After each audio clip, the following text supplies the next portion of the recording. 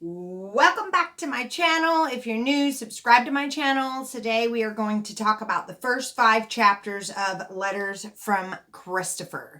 You can see my reflection in my glasses. I'll put those on when I read the part that I need to read. Basically, there's a lot of controversy going on about this book, and I am just going to tell you some bullet points that I gathered from the first 5 chapters. The book is on its way. I just got some little excerpts or pulled some stuff out of some other places. I will be able to cross-reference all this once the book gets here, but it is matching up with everything that the author was saying, and so I will make another video if for some reason this doesn't line up with what's going on. So I'm going to fill in the questions about the murders that the book tells us. And remember, we can only believe what Chris says as much as we believed him the first time, the second time, and this is the third time. So let's just keep that in mind. This is Chris's version. The book throughout plays sympathy for Chris and feels sorry for him. They say that it's an unbiased book, but from what I can tell, talking about his childhood and growing up and everything, that there is a lot of empathy for him in this book. So, first and foremost, sorry if I have to look away because I made some notes. This author reached out to Chris in February of 2019, and she asked him in her very first letter if she could write a book.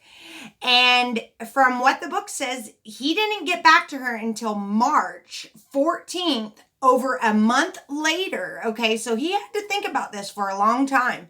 He didn't just jump on it right away. So a month later, he writes her back, and it was a week after the FBI came to get his confessions or to talk to him. And so exactly 1 week after that, he decided to call this lady up or write her and tell her that he was going to do it. Now, Cindy Watts says and this is all from the book. Everything I'm telling you is from the book. Cindy Watts says at this point, she sent the visitation papers over to Sherilyn, and got it all set up for her to go visit Chris, okay? And so she said that she talked to Chris and that she had told Chris to give Sherilyn all the missing pieces so everybody would have the missing pieces. So it would help them, okay? And she says, or the book says that Sherilyn went to go visit him on April 5th. For the first time, and says that she did not recognize him. But we all remember this because so did the FBI people. They said that they didn't recognize him either. He had gotten rid of his facial hair. He wasn't as buff as he was. And so he just looked like this little boy. And so, and that's what she said in the interview, not in the book. Evidently in the book, she doesn't describe what was different about him, but she does say that he was looking very different. The author points out that he was resentful to the FBI for showing up, and that the only reason why he thought they were there is so he could implicate Nicole on the murder. That the questions that they were asking made him think that they were just there to try to tie Nicole Kessinger to the murder. Okay, and then he supposedly lives with great remorse, is what the very first chapter says, that he lives with this great remorse, and the author felt the need to put that in there, even though we all have heard it over and over. He's been forgiven, he's a changed man, and all of that. So this book portrays his past as poor, pitiful, victimized Chris, that he never had a girlfriend, all the women in his past tried to control him, and that he's never had a voice. He's always been in the background.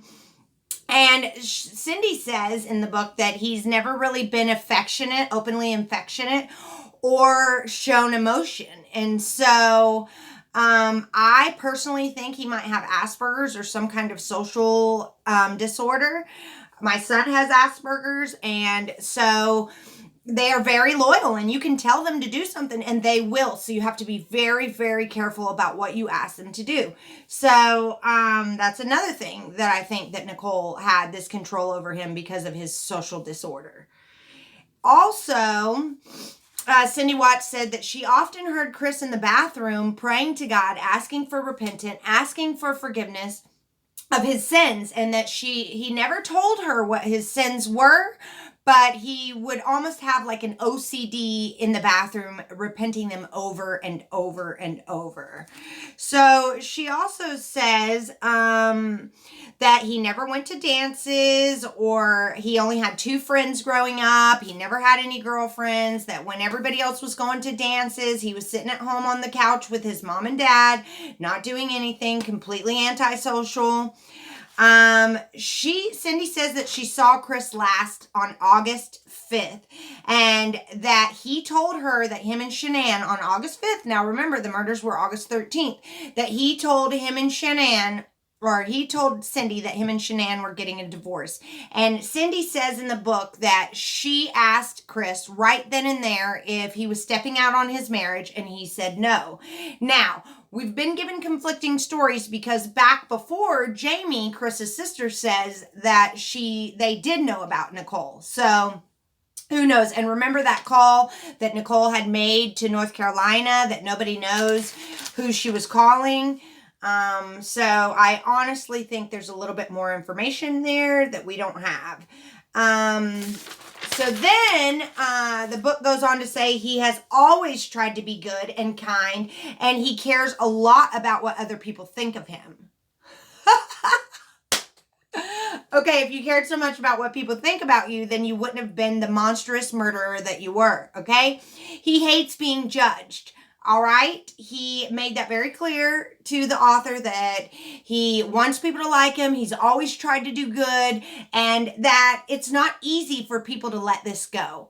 It's a murder of precious babies and your wife, and you are expecting people to let it go. It only happened a couple of years ago even. So they say that time heals all, but my mother was murdered 20 years ago, and I feel the exact same today as I did the day that it happened. So he also says, I think it's in the next chapter, that the Thrive Duo patch he was wearing was making his heart race throughout the day and making him feel like he was working out all day long, even when he wasn't. He said that it did that to the point that it would only give him 3 hours of sleep a night. So this man was had serious sleep deprivation going on, and sleep deprived. If you're only getting 3 hours of sleep every night and you have all this other chaos going on, wow. So, he also goes and talks about how Thrive, how Shanann always went on these free trips with Thrive, and how he was stuck at home being the manny and taking care of the kids. And because he worked a full-time job, he wasn't ever really allowed to go on a lot of these trips, because he had to work his job and he had to stay at home and take care of the girls. He also says that on June 22nd that him and Shanann went to San Diego with Thrive, and talks around this time a lot about Nicole, and that he was thinking about Nicole a lot. Well, Nicole and Chris said that the relationship didn't really blossom until the first week of July. So, you know, we obviously know that it was going on way before then. But he says that that the flirting started in May, and by the time that he went to San Diego with Shanann on June 22nd, the flirting was intense, and that's why he found out that same week that Shanann was pregnant, and so his reaction to the pregnancy video was not that, awesome, because all he was thinking about was Nicole and their intense flirting, and so the pregnancy was more of a burden than it was a blessing at that point. He actually was shocked that she got pregnant so fast, because with Bella and Celeste, she didn't get pregnant that fast. And so he felt not ready, since he was mentally with Nikki, and he was all in with Nikki, and was ready to jump in with both feet. He says this was new to him, and it had never happened to him before. A woman had never really liked him like that and sought him down, and we all know that she sought him. She wanted Shanann's life, and we all know that by her Googling Shanann a year before her and Chris ever even got together. So he said that the lewd sex and the nude pictures kept him intoxicated, and just enthralled with her. And all of this was on his personal phone.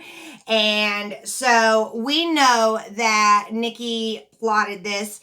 She, we don't know about her part in the murders, but we know that she plotted to get with Chris. Maybe she saw Shanann's Facebook and she saw Chris and she did everything she could to see him or whatever. You never know, but Shanann was publicly posting about Thrive all over Frederick, Colorado, all over the surrounding areas, and a lot of people knew who she was and what she was doing. So if you like somebody and they're in a relationship, you're definitely going to stalk the person that they're with just to see what's going on in their life and if they're really telling you the truth about their situation. So he praised Nicole very highly and then turned around and badmouthed her to the author. He says that she pulled out all the stops to seduce him and to intoxicate him, and that he spent every single night of July at her house to the point that he had forgotten about his family and it felt like he didn't even have one. Okay? He felt like he had no control over his actions, and with Nikki, he had no control over his actions with Nikki because she had this hold over him, and that she said she would give him a son, and that Nikki felt like she was the one that was being done wrong instead of Shanann. Even though he was stepping out on Shanann to be with her, she felt like she was getting the raw end of the stick and that Chris needed to choose. And that they didn't have very many firsts together, and that really bothered her, and that she wanted to give him a son. Now, they didn't know if the child was a boy or a girl, so just because she wanted to give him a son does not mean that she didn't know about Shanann being pregnant. So, he said that Nicole felt slighted instead of feeling bad for Shanann, and pulled the last card by saying that she would give him a son. And that on July 14th, when Nikki went over to the house when Shanann was out in North Carolina, that she got upset and they had a big fight, and she went out in the front yard and sat in her car for 30 minutes because she saw this beautiful house and this perfect life, and she wanted him to choose at that point. So he kind of talked her off the ledge, got her back in the house, and it was in those moments that he felt under pressure, not only for her to give him the son or for him to be with just her, but that's when the pressure started applying itself and when he started talking about the murders. July 14th. So that was like a month before he actually did it. And so after that July 14th, he started planning the murders. After that day, when they had that big fight and she put him under pressure and she said she needed more and that they didn't have any first together and that she couldn't do this anymore, the pressure was applied. And so Chris admits that's when he starts planning the annihilation of his family. Nikki has a group of friends, the book says, that are into some really dark things, and that he's not going to talk about those things, but it was going on in her home, and that there was a dark force surrounding Nikki. And we all know that she was talking about lewd sex acts with him, and that they were having backdoor sex, and that Chris probably never even did those things with anyone before. So that is when he pinpointed the darkness, was on the July 14th when him and Nikki got into that big blow up fight. So then Chris goes in to say that if you want to know about Nicole Kessinger and who she really is, to go to Proverbs 7, 5 through 27. And I have it right here. And it says right here, this is the scriptures that he gives to describe Nicole Kessinger. So if you're listening, Nicole, or if this ever gets to you, listen to what Chris really thinks about you. All right. 7, 5 through 27. That they may keep you from immoral women. For the foreigner who does not observe God's law and who flatters with her smooth words. For at the window of my house, I looked out through my lattice, and among the naive, the inexperienced, and gullible, I saw among the youths a young man lacking good sense, passing through the street near her corner. And he took the path to her house in the twilight, in the evening, in the black and the dark night. And there a woman met him, dressed as a prostitute, and sly and cunning of heart. She was boisterous and rebellious. She would not stay at home. At times he was in the streets, at times she was in the streets, at times in the marketplace, lurking and setting her ambush at every corner. So she caught him and kissed him, and with a brazen and impudent face she said to him, I have peace offerings with me. Today I have paid my vows, so I come out to meet you, that you might share with me the feast of my offering. Delightedly I sought your face, and I have found you. I have spread my couch with coverings and cushions of tapestry, with colored fine linen of Egypt. I have perfumed my bed with myrrh, aloes, and cinnamon. Come, let us drink our fill of loves until morning. Let us console and delight ourselves with love, for my husband is not home. He has gone on a long journey. He is taking a bag of money with him, and he will come home on the appointed day. With her many persuasions, she caused him to yield. With her flattering lips, she seduced him. Suddenly, he went after her as an ox goes to the slaughter, not knowing the outcome, or as one in stocks going to the correction to be given to a fool.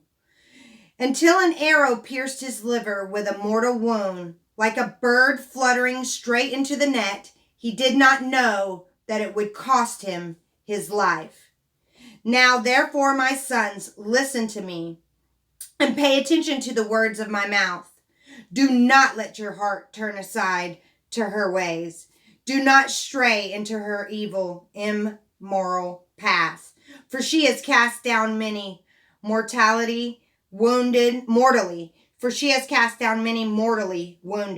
Indeed, all who were killed by her were strong.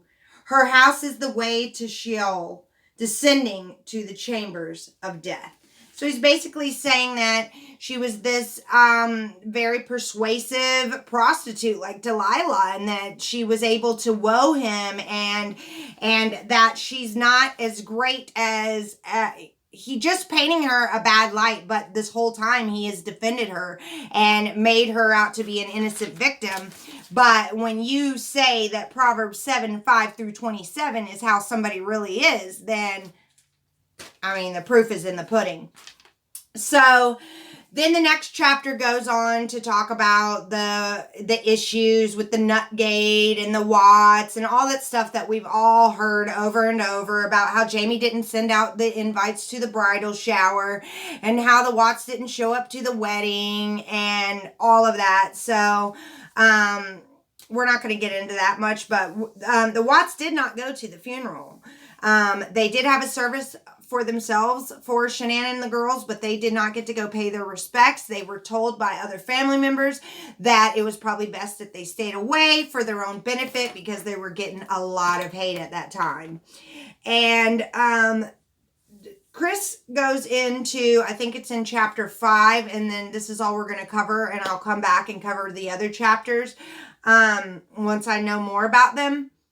But he says that the daycare was pricey and that Shanann handled all the finances and that she loved to shop and that he had no clue what was going on with the finances. He was actually afraid to ask. He says that she didn't think that he could handle money and that they had already claimed bankruptcy once and he felt that they were on their way to bankruptcy again. They couldn't make their house payments, that even if everything would have been normal, he didn't know how they were going to keep the house. They were probably going to lose the house before they had a chance to sell it. So, then he's, at the end of chapter 5, it talks about how the girls' medical records were sealed as part of his plea deal and how Chris doesn't really remember much about it, but he knows that it was part of the plea deal and that he had to seal the records, the medical records, in order to get this deal. So, this has been crazy. So the book is informative, but it also gives us a lot of more stuff to be skeptical about. It also shows a whole nother version of what Chris did. Chris is saying that he killed the girls the night he tucked them in, and it didn't work. And they woke up while he was killing Shanann, and he didn't even think that they were alive. So he also talks about how they had visible trauma on their face, and that was God's way of getting another chance, and he opted out. And that now I'm super curious about what Nicole's friends were doing and what this darkness they were doing. Was it witchcraft? Was it drugs? Was it orgies? What was it? And what is he protecting her from? I just really want to know. When I read those scriptures, I have perfumed my bed with myrrh, aloes, and cinnamon.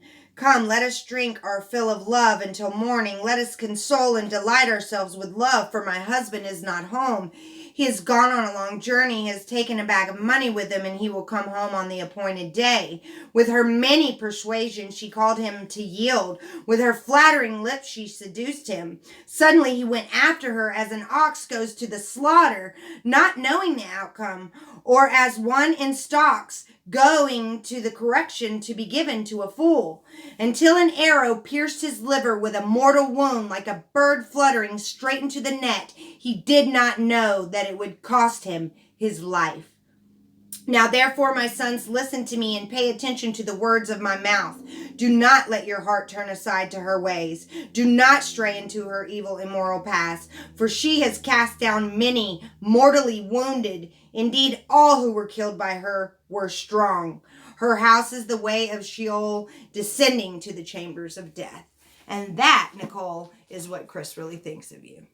I will do my research on the rest of the book and come back and give you guys a rundown on chapters 6 and forward. This was chapters 1 through 5. I skipped the part about the watch just because I've heard so much about Cindy and Jamie and Nutgate and all of that I really don't want to put any more of that out there. I just wanted to give you the little pieces that I pulled out that we didn't know. So thanks so much for watching, and stay tuned for chapter 6 on Letters from Christoper.